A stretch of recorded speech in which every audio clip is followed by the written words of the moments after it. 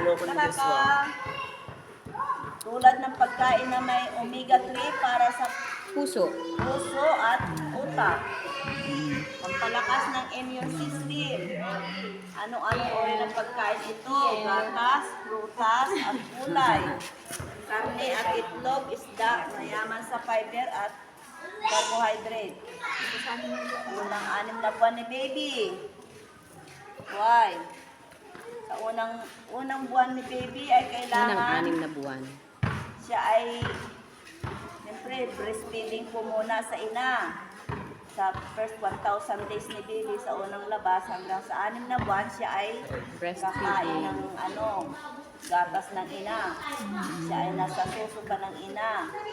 Tapos pag siya ay naka-6 na buwan na po, siya ay makakain na ng mga lugaw-lugaw po man din.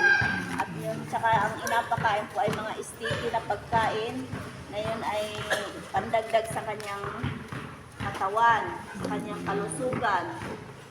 Ang pagkain na 6 na buwan ni baby, maaari siyang uminom ng tubig at gatas pa rin ng ina. Ipagpatuloy lang po ang pagpasuso kay baby kung hanggang kailan po siya masuso. At ito po ay napakahalaga sa kanyang nutrition at sa kanyang katawan. Yung picture natin. Ano po ang benepisyo ng breastfeeding para sa ina?